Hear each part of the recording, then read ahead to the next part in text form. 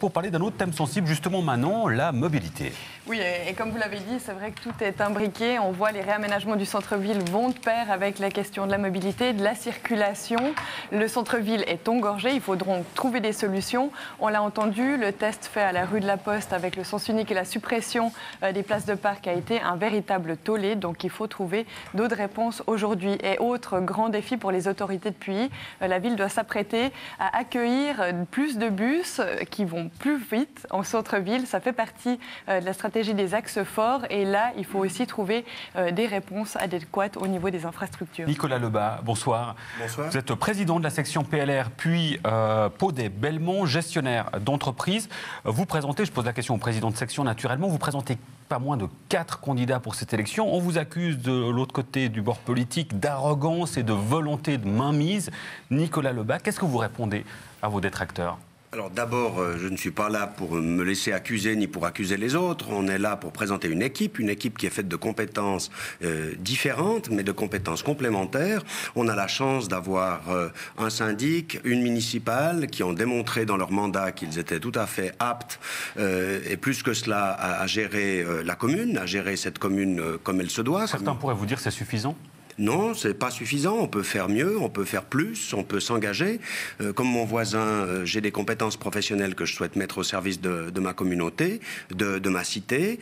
Et c'est ça l'objectif. C'est ça l'objectif du PLR. L'objectif du PLR dépend aussi des forces en présence. Monsieur Lebas, des places de parc ? Pour moi, les places de parc, elles sont nécessaires pour les commerçants, mais elles doivent être dimensionnées et proportionnelles au trafic.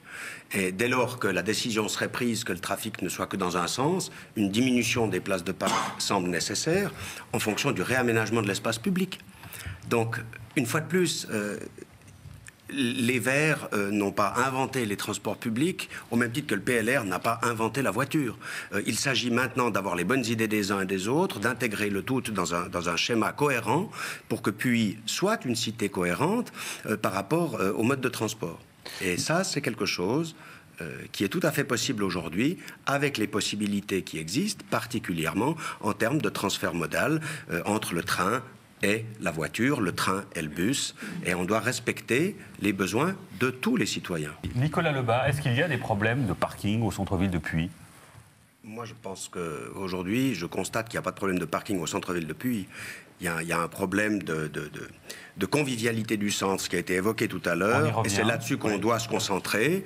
Je pense que dans tous les cas, l'accès au commerce doit être donné, doit être privilégié, parce que ces commerçants font ce que l'on veut à Puy. Cette âme de Puy, elle est faite des commerçants, elle est faite des restaurateurs, elle est faite de ce que les gens ont du plaisir à y aller et à se rencontrer. Maintenant, on peut tout à fait modifier les usages en termes de parking, dès lors que les parkings sont là, en invitant les gens à utiliser effectivement des parkings souterrains qui sont à disposition, tout en laissant des places de parc limitées dans le temps devant les magasins pour la dépose et pour charger les véhicules. Enfin, il y a plein de choses qui peuvent se mettre en place aujourd'hui. Alors, ne transformez pas mes propos. Je ne suis pas pour la suppression des voitures, bien au contraire. C'est bien ça que j'ai souligné précisément. Mais j'ai bien compris. D'où ma surprise. Justement, bien au contraire. Je suis pour la mobilité individuelle aussi, mais je suis pour la mobilité complémentaire.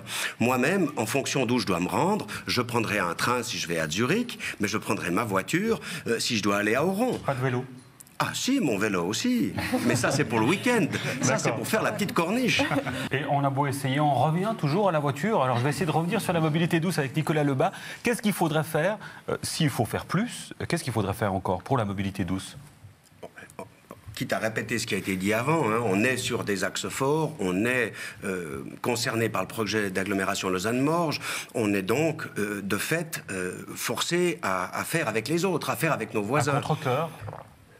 Non, pas à contre-cœur, c'est une question d'intégration. Et si on veut que Puy soit intégré dans un processus de transport, c'est pas à contre-cœur. C'est pas à contre-cœur que des bus à haut niveau de service entre Lutry et Saint-François favoriseront ce passage à cette mobilité douce. C'est décidé, c'est inscrit dans le marbre, dirais-je. Ça n'est pas à nous de le décider et à nous de le changer.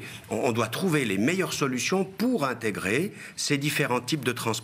Je vous rappelle qu'il y a aussi le train à Puy.